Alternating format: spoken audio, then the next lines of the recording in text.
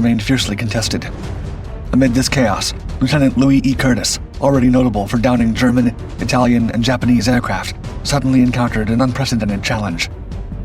Piloting his P-51 Mustang Bad Angel, Curtis was patrolling the Philippine Sea when he spotted a C-47, an American transport plane veering dangerously off course, aiming straight for an enemy-held airstrip.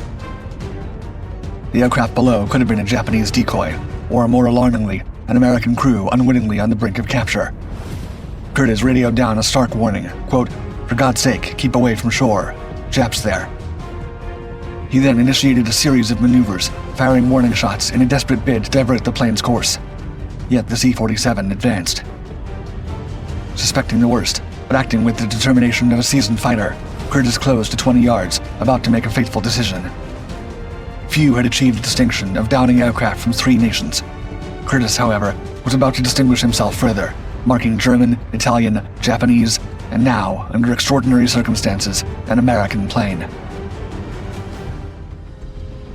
Born in 1919, just as the aviation industry began to burgeon, Louis Edward Curtis was born in Fort Wayne, Indiana. Under the watchful eyes of his aviation enthusiast father, who helped Art Smith get his craft airborne, and took his young son on trips to see the construction of the USS Akron and USS Macon airships, these early encounters ignited a deep passion in Louis, unlike any other. He dreamt of soaring through the skies, charting his own course through the clouds. While in college, Louis' attention was increasingly drawn to the escalating conflict in Europe, fueling a deepening disdain for figures like Adolf Hitler and Benito Mussolini. By 1941, compelled by a sense of duty to counter the Axis threat, he left his studies behind and enlisted in the military, seeking to join the ranks of those who commanded the skies. Remarkably, his induction into military service happened the day before Japan attacked Pearl Harbor. Following rigorous training, by December 1942, Curtis was commissioned as a lieutenant, earning his wings and a ticket to the heart of the conflict. By March of 1943, he found himself assigned to the 95th Fighter Squadron of the 82nd Fighter Group in North Africa, poised on the cusp of the Mediterranean theater's challenges. Ready and eager to fly, Lou felt as though every moment of his life had been leading to this point. Yet, the true magnitude of the impact he was about to make on the war effort remained beyond his imagination. As the conflict intensified, the Axis grip on Tunisia was beginning to be overcome by the Allies, partly due to strategic disruptions from British operations based out of Malta. These efforts began to turn the tide as early as the end of 1942. But the war was not yet over. Upon setting foot in North Africa, 22-year-old Louis Curtis was assigned the Lockheed P-38 Lightning. This aircraft, known for its agility and speed, clocking in at 413 miles per hour, outmatched many of its Axis adversaries in the sky. The day for Curtis to prove himself came on March 23rd. Soaring over Tunisia, despite understanding the gravity of his mission, the thrill of flight enthralled him. It wasn't long before he encountered Messerschmitt Bf-109s from Jagdgeschwader 27.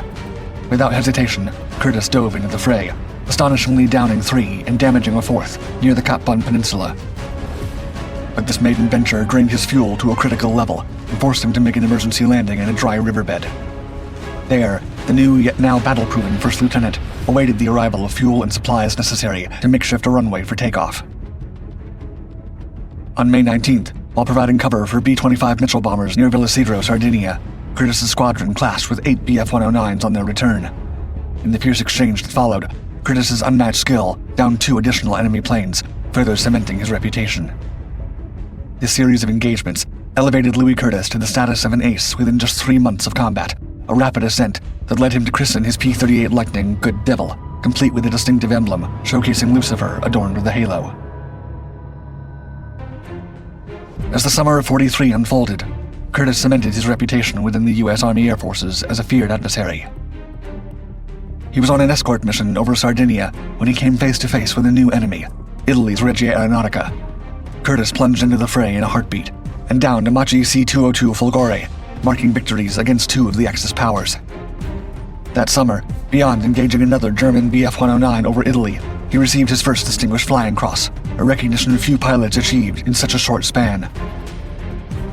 But all good things come to an end, and as the season shifted on August 27th, so did Curtis's fortunes.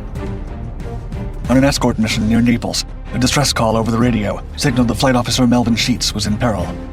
True to his character, Curtis broke protocol to assist, plunging into a fierce battle against German Bf-109s.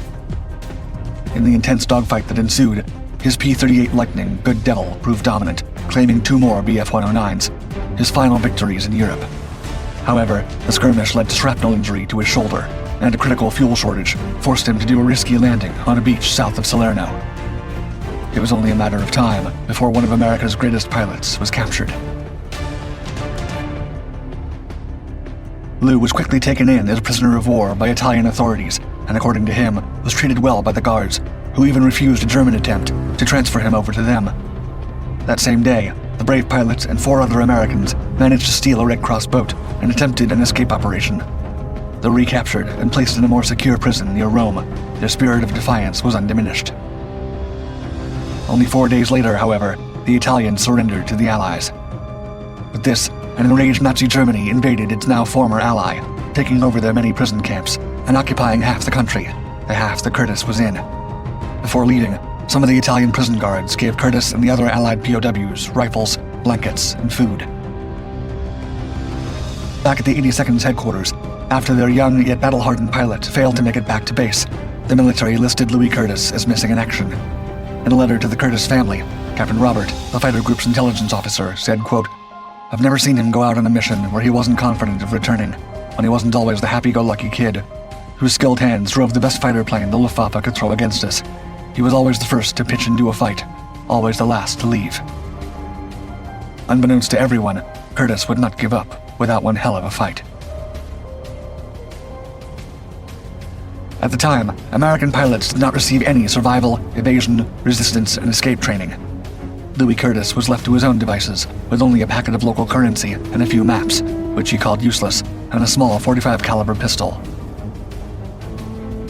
Still, he and a group of about 20 officers were determined to make it back into Allied lines, and the team began their trek south through the central Apennine Mountains.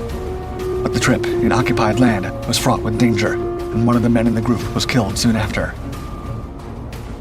For over 8 months, Curtis and his men slept during the day whenever they could, and traveled by night, aided by local civilians and members of the communist Italian resistance, who gave them handguns and essential supplies.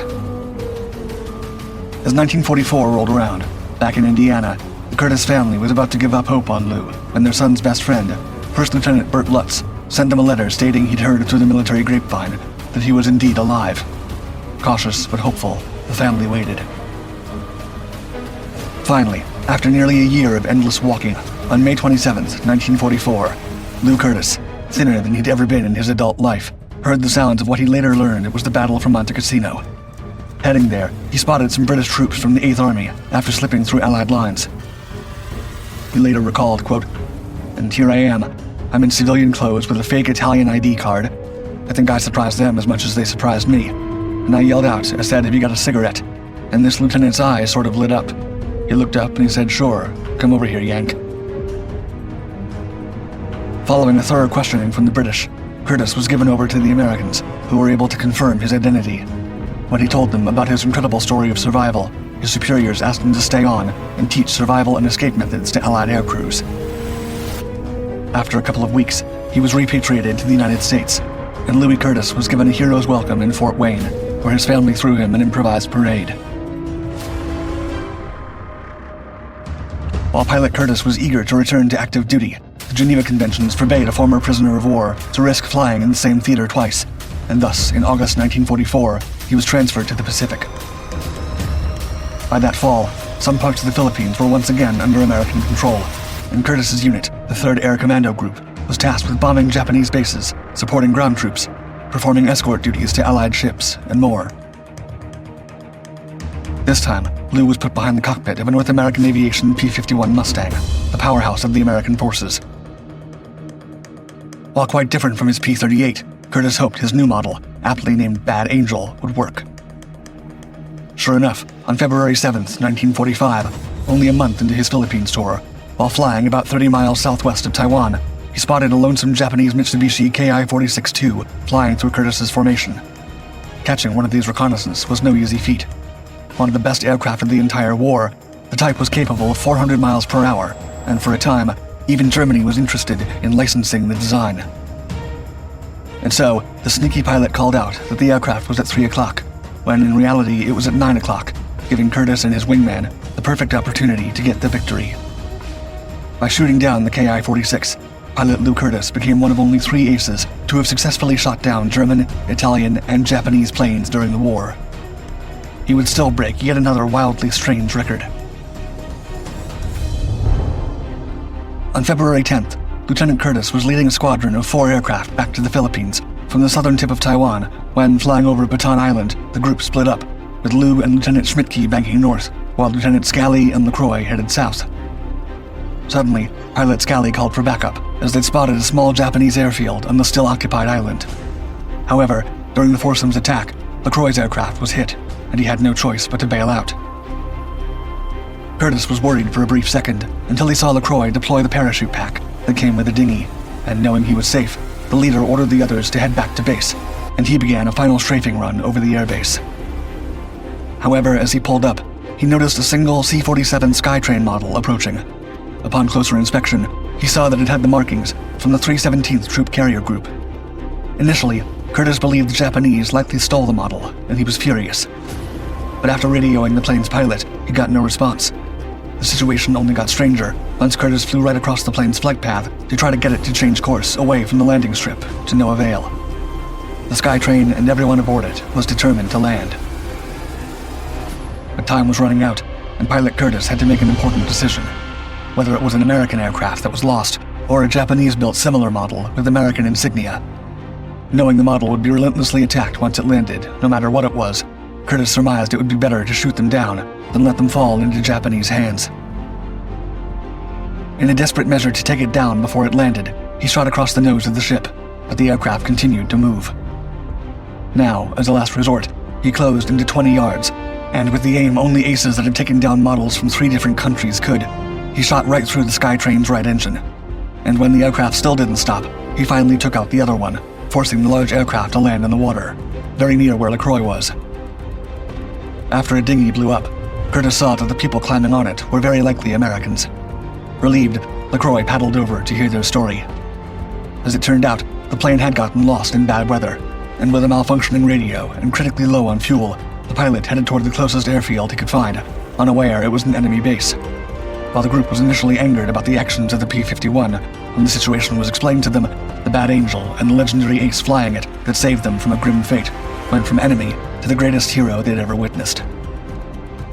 On a wild twist, the day after the incident, Lieutenant Curtis found out that one of the passengers he'd shot down was a nurse he had had a date with only the night before. When retelling his story for the August 1945 issue of Air Force magazine, Lou recalled his tally, quote, 7 109s and 1 Machi in North Africa, 1 Jap and 1 Yank in the Pacific.